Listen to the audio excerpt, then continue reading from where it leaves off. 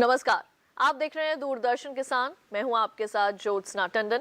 कृषि क्षेत्र में मोदी सरकार की सुधार नीति जारी है। इसी सिलसिले में हाल में ही 3 विधेयक लोकसभा में पेश किए गए हैं। ये ऐसे विधेयक हैं जो किसानों को न सिर्फ बेहतर भाव दिलाने में मददगार होंगे, बल्कि उनका संरक्षण और सशक्तिकरण भी करेंगे। हालांकि विधेयकों में कुछ पहलुओं को लेकर आशंकाएं भी जताई जा रही हैं। आज के इस खास कार्यक्रम में इन्हीं शंकाओं को दूर करने की कोशिश करेंगे। विषय है कृषि विधेयक, शंका और समाधान। इस पर चर्चा के लिए हमारे साथ स्टूडियो में मौजूद हैं डॉक्टर SK सिंह जी, जो कि उप कृषि विपणन सलाहकार हैं।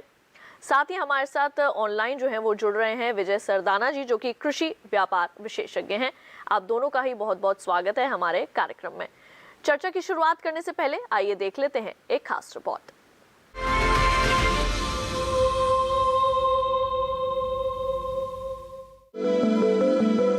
देश के कृषि क्षेत्र में अब आमूलचूल बदलाव आएगा। लोकसभा के बाद रविवार को राज्यसभा में भी कृषि संबंधित दोनों महत्वपूर्ण विधेयक पारित हो गए हैं, जिनसे ये संभव होगा।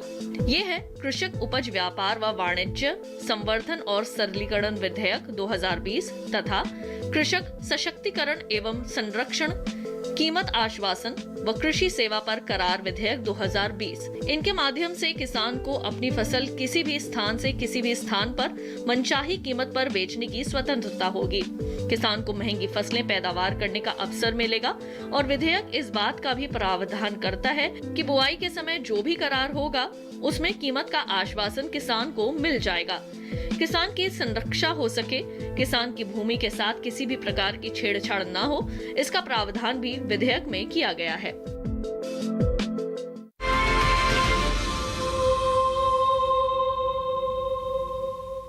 सबसे पहले तो मैं ये कहूंगी कि मोटे तौर पर देखा जाए तो इन विधेयकों में 2 बात निकलकर सामने आती है। पहली, कारोबार में सुगमता, और दूसरी, किसानों को बेहतर भाव दिलाने की कोशिश। तो पहला सवाल डॉक्टर सिंह मेरा आपसे रहेगा कि किस तरह की सुगमता आएगी और किसानों को इस सुगमता से किस तरह की राहत जो है वो मिलेगी? हमको देखना पड़ेगा कि इसके पहले हमारे किसान जो है, जो APMC मंडी सिस्टम है, उसके अंतर्गत जो अपना उपज बेचते थे तो उनको निश्चित तौर पर मंडी ले जाना पड़ता था। कभी कभी मंडियाँ 5 किलोमीटर होती थी, कभी 6 किलोमीटर होती थी, कभी 7 किलोमीटर होती थी। और दूसरी बात थी, उनके पास कोई चॉइस नहीं होती थी।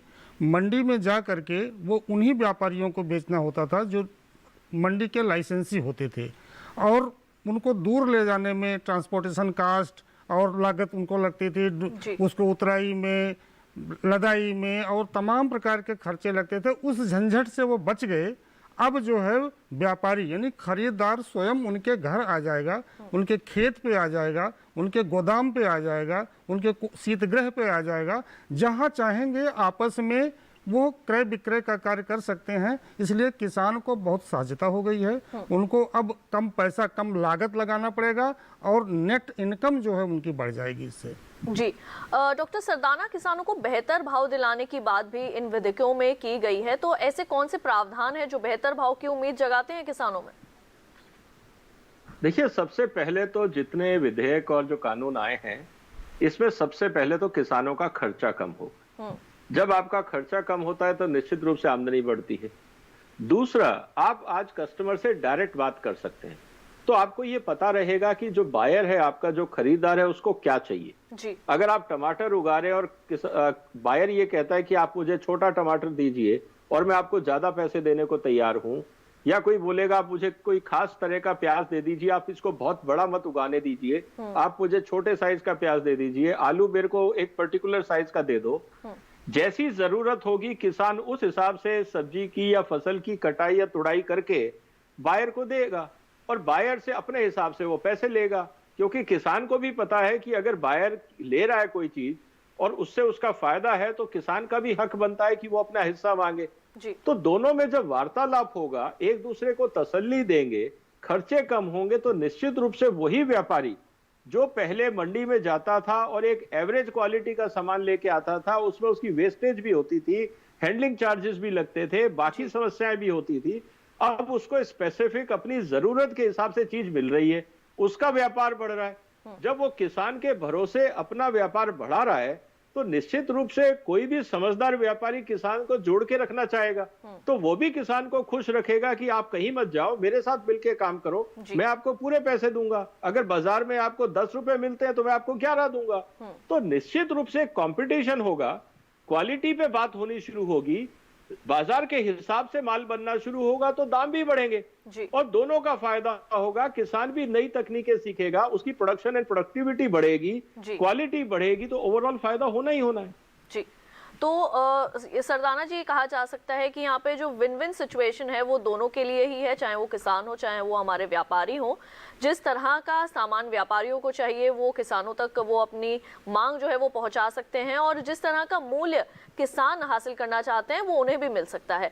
डॉक्टर सिंह, मंडियों में अभी तक कारोबार बिचौलियों के माध्यम से होता आया है। नए विधेयक जब कानून का दर्जा हासिल कर लेंगे तो बिचौलियों की जगह खरीदार कौन होंगे? सबसे अच्छा प्रश्न किया आपने कि यहाँ पर जो भी चाहे सभी को खरीदार बना दिया गया है। पहले क्या होता था, प्रोसेसर जो होते थे उनके पास मंडी का लाइसेंस नहीं होता था, तो बाध्य होते थे कमीशन एजेंट के माध्यम से खरीदारी करने के लिए। एक्सपोर्टर्स के पास भी कोई लाइसेंस वगैरह ट्रेडिंग लाइसेंस नहीं होता था, वो भी बाध्य होते थे कमीशन पे करके कमीशन एजेंट्स के थ्रू खरीदने के लिए। यहाँ पर जितने भी व्यापारी हैं, जितने भी ज़रूरतमंद लोग हैं खरीदने के, एक्सपोर्टर्स हैं, प्रोसेसर्स हैं, सभी लोग सीधे किसान से जिस तरीके के माल चाहिए उस तरीके से उनसे सौदा कर सकते हैं। आपस में मूल्य के लिए भी बार्गेन कर सकते हैं कि इतने में लेना है, कहाँ डिलीवरी करना है, कैसे करना है, सब आपस में बातचीत करके कर सकते हैं। अब बिचौलिए का ज़माना इस तंत्र में खत्म हो गया नए विधेयकों के आने के बाद। जी, तो बिल्कुल सीधे तौर पे कहा जा सकता है बिचौलियों का ज़माना अब हुआ पुराना। और विजय सरदाना जी, कृषि उपज व्यापार और वाणिज्यिक विधेयक में परिवहन लागत की भी और टैक्स की भी जो है वो कमी की बात की गई है। इससे किसानों को किस तरह से लाभ मिलने वाला है? क्या ऐसे में किसान अपना जो पैसा है उसे बचा सकते हैं? निश्चित रूप से। देखिए, आज जो मंडी सिस्टम है उसमें 2% से लेकर 8-8.5% तक का खर्चा है। ना उससे किसान को कोई फायदा होता है, ना उससे किसी व्यापारी को फायदा होता है। ये पैसे का क्या उपयोग होता है हमें नहीं पता, क्योंकि किसान को कोई किसी तरह की सुविधाएं मिलती नहीं है। अब जो नए विधेयक आए हैं इससे सबसे बड़ा फायदा ये होगा कि पहले जैसे मैंने आपसे कहा कि किसान अपनी फसल तोड़ता था, काटता था, फिर उसको बोरियों में भरता था, बोरी का खर्चा करना पड़ता था, उसके बाद फिर उसको सामान को कोई ठेला या ट्रैक्टर करके मंडी ले जाना पड़ता था, फिर मंडी में उसकी उतराई होती थी तो वहां उसको लेबर देना पड़ता था, फिर इन बोरियों को खोला जाता था, खोल के उसके बाद फिर ढेरी लगाई जाती थी, और सारा इतना ऑलरेडी खर्चा हो गया। उसके बाद व्यापारी बोलता था कि नहीं, आपका माल ठीक नहीं है, इसमें मिट्टी है, कंकर है, पत्थर है, कुछ भी बहाना करके अगर किसान के माल की कीमत 40 रुपए किलो थी तो उसको 30, 32, 35 रुपए बता के कहा जाता था कि इससे ज्यादा तेरे को मिलेंगे नहीं जी। और किसान मजबूर ये होता था कि अब वो क्या करे, वो या तो वापस उस माल को पैक करे, दोबारा खर्चा दे, वापस घर ले जाए, उसके लिए मजबूरी थी। अब वो मजबूरी में जो व्यापारी कहता था कि तेरे को 30 रुपए मिलेंगे, 25 रुपए मिलेंगे, 22 मिलेंगे, जो मिलेंगे, किसान कहता था बाबूजी देख लो, सही लगा दो, जो सही होता है कर दो, मैं तो आपके भरोसे हूं। और व्यापारी इसका फायदा उठाते थे। इसीलिए आप देखेंगे पिछले 30 साल से किसानों की यही मांग थी कि हमें इस जंजाल से बचाइए, हम बिचौलियों के हाथों बर्बाद हो चुके हैं। और जितने किसान नेता थे आज तक वो यही सरकारों को कहते थे कि हमें इन बिचौलिया तंत्र से बचाइए। आज ये सारा खर्चा बच गया। अब जिसको सामान चाहिए वो किसान के पास जाए, उसके खेत में देखे कि कौन सी फसल हो रही है, अपनी जरूरत के हिसाब से किसान को गाइड करे कि भाई साहब इसको ज्यादा पकने मत देना, मेरे को थोड़ा छोटा टमाटर चाहिए, मेरे को थोड़ा छोटा प्याज चाहिए, मेरे को मूली इतनी चाहिए, गाजर ऐसा चाहिए, या हमें मक्का चाहिए, मैं आपके यहाँ से उठा लूंगा। जो बातचीत है वो किसान और व्यापारी के बीच में है, और व्यापारी को भी पता है कि खर्चा चाहे किसान दे या व्यापारी दे, ट्रांसपोर्ट कॉस्ट तो लगना है जी। तो व्यापारी भी ये कह सकता है किसान को कि देखो तुम किराया दोगे, तुम्हारा ज्यादा लगेगा, मैं अपनी गाड़ी भेज दूंगा जी। तो व्यापारी को खर्चा बचेगा, किसान का खर्चा बचेगा। जब किसान का खर्चा बचेगा, सारी सिरदर्दी बचेगी, तो किसान की आमदनी बढ़ेगी। और व्यापारी को जब मनपसंद चीज किसान तोड़ के दे रहा है या हार्वेस्ट करके दे रहा है, तो व्यापारी भी चाहेगा कि उसको पैसा मिले, नहीं तो किसान काहे को उससे डील करेगा। जी बिल्कुल। किसान भी कह देगा आप पैसा कम दे रहे हो, मैं दूसरे व्यापारी से बात कर लेता हूं। तो बाजार में कंपटीशन होगा बायर्स के बीच में अच्छा माल खरीदने के लिए, क्योंकि आप एक्सपोर्ट करोगे, प्रोसेसिंग करोगे तो आप गंदे माल से नहीं कर सकते। बिल्कुल। मंडियों में जो सबसे बड़ी समस्या थी कि अच्छे माल और खराब माल में फर्क नहीं था, क्योंकि वहां हर चीज जाके ढेर में लग जाती थी। अच्छा माल खराब माल में मिल जाता था, पुराना माल नए माल में मिल जाता था।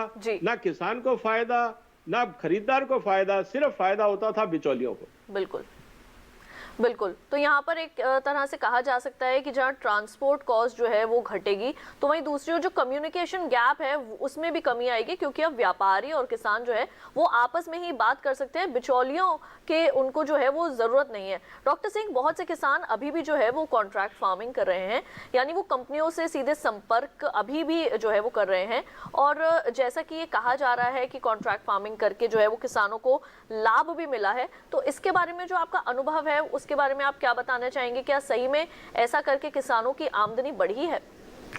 हाँ, निश्चित तौर पर होता क्या है कि हमारे यहाँ छोटे छोटे किसान हैं। छोटे मझोले किसानों की संख्या हमारे देश में 86% से भी ज़्यादा है।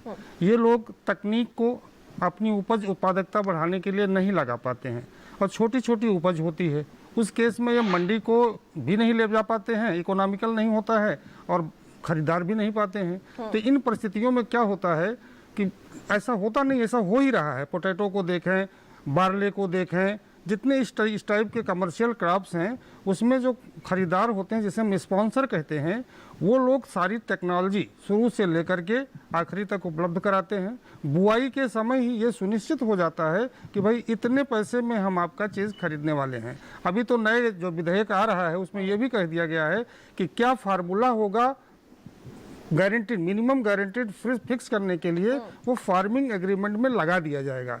उसके साथ अगर मान लीजिए प्राइसेस उसकी बढ़ जाती हैं, जब उसको डिसाइड किया तो कम थी, तो उस केस में प्रीमियम प्राइस, बोनस प्राइस भी देने का प्राविधान किया गया है। तो छोटे मझोले किसानों के लिए जो कॉन्ट्रैक्ट फार्मिंग जिसे आप कह रहे हैं, फार्मिंग एग्रीमेंट, ये एक बून के रूप में है, और ये आगे ले जाएगा। और सबसे महत्वपूर्ण बात है कि हमने देखा है कि बहुत सारे एक्सपोर्टर्स की डिमांड मिल जाती है, वो ढूंढते रहते हैं हमको इस टाइप की भिंडी चाहिए, एक्स कंट्री में इसकी डिमांड है, तो वो कहाँ मिले? तो इसके लिए वो जब उनके पास डिमांड होगी तो मांग के अनुसार वो किसानों से कॉन्ट्रैक्ट कर लेंगे कि हमको इस टाइप की टमाटर चाहिए, इस टाइप का भिंडी चाहिए, इस टाइप की ये कमोडिटी चाहिए, ताकि वो और अपनी पैदावार जिस तरीके की डिमांड होगी उस तरीके की पैदावार करा करके वो वहाँ पर एक्सपोर्ट कर सकेंगे, उस तरीके की पैदावार करा के वो उसको प्रसंस्कृत कर सकेंगे। तो इसमें किसानों को भी सुनिश्चित प्राइस और सुनिश्चित बाजार मिल जाएगी। उनको ये नहीं देखना पड़ेगा हम पैदा तो कर रहे हैं, कौन खरीदने वाला होगा, सब कुछ पक्का होगा। बिल्कुल, सब कुछ पक्का होगा इसके अंदर। और इसी के साथ मैं एक बार फिर से रुक करूंगी विजय सरदाना जी का। विजय जी, जो नई ट्रेडिंग है उसका, ई ट्रेडिंग जो है उसका नए विधेयकों में क्या उसकी भूमिका है, और जो ई-नैम है उसका आगे क्या होने वाला है?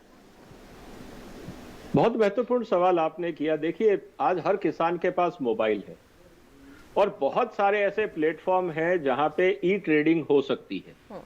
चाहे हम फ्यूचर्स मार्केट की बात करें, चाहे हम स्पॉट मार्केट की बात करें, अगर किसान चाहे तो अपना सामान, अगर उसने कोई बहुत अच्छी सरसों पैदा करी, अच्छा मसाला पैदा किया है, तो अमेजन पे बेच सकता है, फ्लिपकार्ट पे बेच सकता है। आज की जो गांव के यंग किसान के बच्चे हैं, अगर आप देखें हिंदुस्तान में सबसे ज्यादा इंटरनेट का डेटा कंजम्पशन आज गांव में हो रहा है।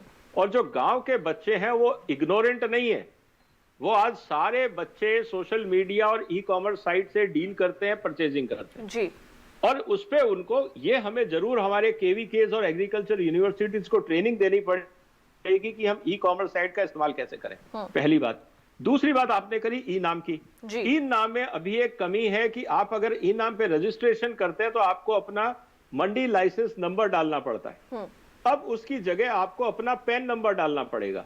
तो ये सॉफ्टवेयर में अगर बदलाव हो जाता है तो अगर मेरे पास पैन नंबर है और किसान अगर कहता है कि मेरे को माल चाहिए, तो मैं अपनी रिक्वायरमेंट, अगर मैं एक्सपोर्टर हूं तो मैं ये लिख सकता हूं कि मेरे को 1000 टन या 100 टन या 50 टन या 20 टन इस क्वालिटी का बासमती चाहिए। अगर किसी के पास है तो वो मेरे से कांटेक्ट करें या मुझे बताएं। तो एक वार्तालाप बढ़ेगा एक नया एनवायरनमेंट है। ई नाम के सॉफ्टवेयर को भी इंप्रूव करने की जरूरत है और बाकी ऑप्शन भी खुल जाएंगे। तो ये एक नई शुरुआत है। रातों रात हम कहें कि कल किसान को कोई फायदा नहीं हुआ तो ये गलत है। अब ये सारे नई दृष्टि को देखते हुए नए सॉफ्टवेयर बनेंगे, नए प्लेटफॉर्म बनेंगे। आप देखेंगे अगले 3 से 6 महीने में ऐसी बहुत सारी स्टार्टअप्स आ जाएंगे सिस्टम में जो किसानों को कहेंगे कि आपको माल बेचना है, हमारे स्टार्टअप के माध्यम से बेचिए। बिल्कुल, क्योंकि जो यूथ है आज वो सारे स्टार्टअप के उसमें जा रहे हैं और जब वो स्टार्टअप की बात कर रहे हैं तो आप इस बात को समझिए कि इससे उस यूथ को फायदा होगा। जी बिल्कुल, और किसान को फायदा होगा क्योंकि आज उसका माल खरीदने वाला एक आदमी नहीं है या वो लाइसेंसधारी मंडी नहीं है जी। आज आपको हिंदुस्तान में 10 करोड़ आदमी अप्रोच कर सकते हैं कि हमें माल चाहिए। अच्छी बात यह है कि किसान ये बता सकता है कि मेरे पास कौन सी क्वालिटी किस चीज की कहां अवेलेबल है और जो खरीदार है वो किसान के पास अपने आप पहुंचने की कोशिश करेंगे अगर उनको क्वालिटी पसंद है तो। जी बिल्कुल, तो ई कॉमर्स की जो भूमिका है वो इसके अंदर बहुत बड़ी जो है वो हो सकती है। तो कार्यक्रम में वक्त हो चला एक छोटे से ब्रेक का, जल्द होंगे हाजिर। आप कहीं मत जाइए, देखते रहिए दूरदर्शन के साथ।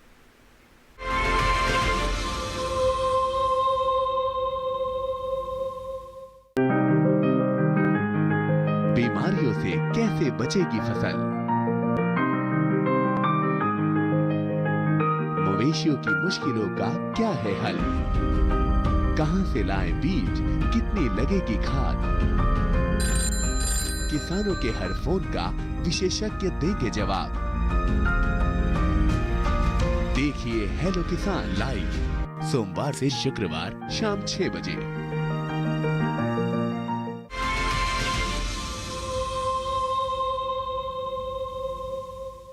ब्रेक के बाद एक बार फिर आप सभी का स्वागत है। इस खास कार्यक्रम में हम कृषि विधेयकों के बारे में शंकाओं को दूर करने की कोशिश कर रहे हैं ताकि किसानों तक सही जानकारी पहुंच सके। केंद्रीय कृषि मंत्री ने राज्यसभा में भी आशंकाएं दूर करने की कोशिश की। आइए देखते हैं उन्होंने क्या कहा।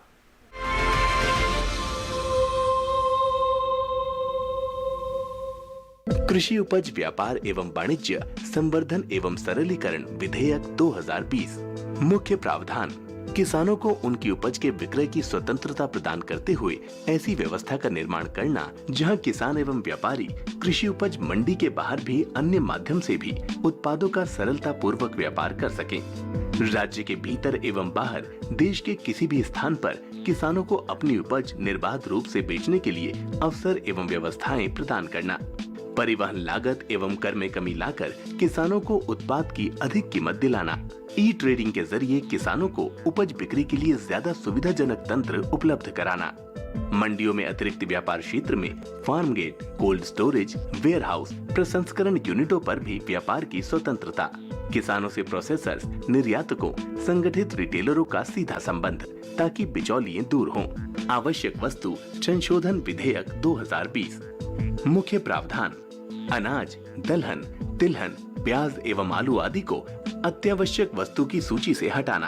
अपवाद की स्थिति जिसमें कि 50% से ज्यादा मूल्य वृद्धि शामिल है को छोड़कर इन उत्पादों की संग्रह की सीमा तय नहीं की जाएगी। इस प्रावधान से कृषि क्षेत्र में निवेश को बढ़ावा मिलेगा, कीमतों में स्थिरता आएगी, स्वस्थ प्रतिस्पर्धा शुरू होगी। देश में कृषि उत्पादों के भंडारण एवं प्रसंस्करण की क्षमता में वृद्धि होगी। भंडारण क्षमता वृद्धि से किसान अपनी उपज सुरक्षित रख सकेगा एवं उचित समय आने पर बेच पाएगा।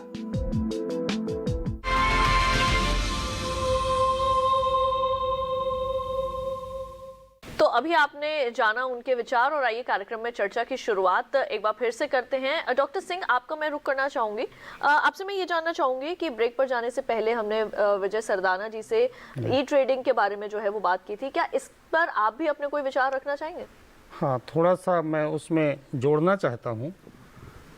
जहाँ तक यहाँ पर दो टाइप के प्लेटफॉर्म क्रिएट किए जा रहे हैं। एक तो ई नाम जो बात कर रहे हैं वो होलसेल रेगुलेटेड मंडी, जो मंडी जो हैं उनको इंटरनेट कैसे कनेक्ट करता है, उनको इंटीग्रेट करता है। जहाँ तक उसके सॉफ्टवेयर में सुधार है तो ये सुधार की बात है। 2016 में हम लोग इस स्कीम को लाए थे, उसको हमने कम्प्लीटली अपडेट किया है। लेकिन ये मतलब नहीं कि कुछ आगे ज़रूरत नहीं है, लेकिन वो बिल्कुल अपडेटेड वर्जन पर काम कर रहा है। अब ट्रेड एरिया की बात है जो इस विधेयक के बाद इनैक्ट होने के बाद कानून बनने के बाद आएगा। तो इसमें जो है ट्रेड एरिया में बहुत सारे प्राइवेट लोग e platform, e trading and transaction platform लेकर आएंगे। इसका दोनों का ऑब्जेक्टिव ये है कि दोनों compete करें। मतलब जैसे यूँ देखें कि अगर हम केवल प्राइवेट सेक्टर में बस चलाते हैं तो उनकी भी मोनोपोली हो जाती है। तो इसीलिए हम गवर्नमेंट सिस्टम को रखते हैं तो वो compete करता है, और इसे जब compete करते हैं तो लाभ हमेशा उपभोक्ता को होता है। उपभोक्ता कौन है? किसान है।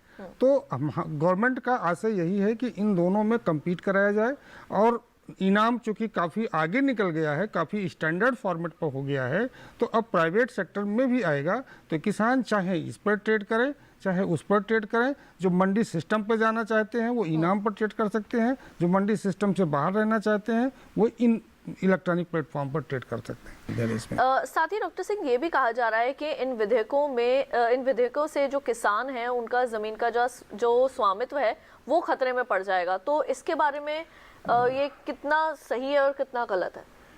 ये आप जो दूसरा विधेयक जो फार्मिंग एग्रीमेंट की बात आप कर रहे हैं, उसमें साफ लिखा हुआ है कि एग्रीमेंट केवल प्रोड्यूस का होगा, जो उत्पाद होगा, जो उपज होगा, उसका ही एग्रीमेंट होगा।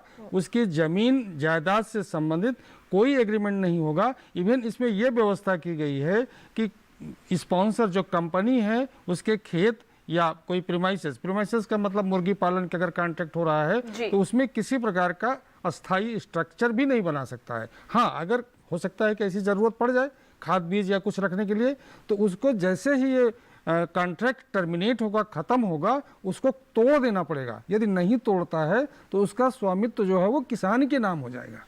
तो ऐसा कुछ भी स्थिति इसमें नहीं है, कुछ भी इसमें बिल्कुल नहीं है। और साफ कहा गया है कि एग्रीमेंट जो होगा वो केवल प्रोड्यूस का होगा, केवल उपज का होगा। जमीन से, लीज से कुछ लेना देना ही नहीं है। साथ ही हमारे देश में 86% के करीब छोटे और सीमांत किसान हैं, और कहा जा रहा है कि इन छोटे किसानों से तो कंपनियां जो है वो खरीदारी नहीं करेंगी, क्योंकि वो बड़ी मात्रा में जो वो उपज है वो तैयार नहीं कर पाते हैं। इसको इस रूप में देखें कि जब सरकार आगे जा रही है, इनकम डबल करने के बारे में सारे प्रयास कर रही है, तो इसको हम आइसोलेशन में हमें नहीं देखना चाहिए कि विधेयक या ये कानून आइसोलेशन में है। इस समस्या को हल करने के लिए हमने एक एफपीओ की स्कीम लाई हुई है, अभी लॉन्च की गई है। उसमें हमने काफ़ी पैसा भी सरकार दे रही है, प्रमोट कर रही है, ताकि उनके जो छोटे छोटे उपज हैं इकट्ठा हो सकें। तो एफपीओ को भी इस विधेयक में लिंक किया गया है, और एफपीओ या कोऑपरेटिव सोसाइटी के केस में इवन इसकी भी पैन कार्ड की भी ज़रूरत नहीं है। और आप देखेंगे कि विधेयक में उनको सुविधा देने के लिए एक अलग से पेमेंट मैकेनिज्म किया गया है। उनको ज़रूरत नहीं है कि इमीडिएट पेमेंट करें। उनको लगता है कि हम किसानों का प्रोड्यूस इकट्ठा किए, इसको वैल्यू ऐड किए, इसको ज़्यादा पैसे में बेच करके किसानों को वापस कर सकते हैं, तो उस केस में वो उसको पेमेंट को थोड़े दिन रोक भी सकते हैं। ये भी व्यवस्था की गई है। बिल्कुल। एक आखिरी सवाल यहाँ पर मैं आपसे पूछना चाहूंगी। आवश्यक वस्तु विधेयक 2020 के बारे में आशंका है कि इससे बड़ी कंपनियों में जो है वो आवश्यक वस्तुओं का भंडारण करने की प्रवृत्ति जो है वो बढ़ेगी, और उन्हें कालाबाजारी का मौका भी मिलेगा। तो इस संभावित समस्या को दूर करने के लिए विधेयक में क्या प्रावधान किए गए हैं? हमें एक बारीक अंतर को समझना पड़ेगा, होर्डिंग एंड स्टॉकिंग। देश के लिए स्टॉकिंग बहुत ज़रूरत है, होर्डिंग जरूर कंट्रोल किया जाएगा। होर्डिंग के लिए उसमें मैकेनिज्म रखा गया है। स्टॉकिंग में हम लोग देख क्या रहे थे कि at any point of time, किसी भी समय इसी एक्ट का स्टॉक लिमिट लग जाता था, और वो जो प्रोसेसर्स वगैरह होते थे जो स्टॉक रखे होते थे प्रोसेस करने के लिए, उस पर वो प्रोसेस नहीं कर पाते थे, लोग स्टॉक रखते भी नहीं थे। तो इससे डिमांड नहीं क्रिएट होती थी। जब डिमांड नहीं क्रिएट होती थी तो फार्मर का दाम मार्केट में गलत आता था, और उनको वो तो उचित मूल्य नहीं मिल पाता था। तो ऐसा कुछ नहीं है। ये तो बहुत दिनों से मांग थी कि मार्केट में डिमांड क्रिएट किया जाए, प्रोसेसिंग को बढ़ाया जाए, और सबसे बड़ी बात है इन्वेस्टमेंट लाया जाए। क्योंकि अभी कोई कोल्ड स्टोरेज बनाना चाहे, कोई वेयर हाउस बनाना चाहे, उसको डर रखती है कि हम इतना प्रोड्यूस रख देंगे, स्टॉक लिमिट लग जाएगी, हमारे खिलाफ कार्रवाई हो जाएगी। तो अब वो सुनिश्चित हो गया है कि ऐसा कुछ नहीं होने वाला है, और आसानी से बिजनेस कर सकता है, कहीं कोई कानूनी दांवपेच उसके अगेंस्ट नहीं होने वाला है। बिल्कुल। तो डॉक्टर सिंह, आपने इतना समय दिया और चर्चा में जो सारी शंकाएं हैं उनको दूर करने का पूरा प्रयास किया, उसके लिए आपका बहुत बहुत शुक्रिया। Thank you. इसके साथ ही विजय सरदाना जी, आप हमारे साथ जुड़े और चर्चा में शामिल हुए, इतना समय आपने दिया उसके लिए आपका बहुत बहुत शुक्रिया। धन्यवाद। तो दूरदर्शन किसान के इस खास कार्यक्रम में बस इतना ही। उम्मीद है कि कृषि विधेयकों को लेकर उठ रही शंकाएं जरूर दूर हुई होंगी। तो आज के लिए मुझे दीजिए इजाजत। आप देखते रहिए दूरदर्शन किसान। नमस्कार।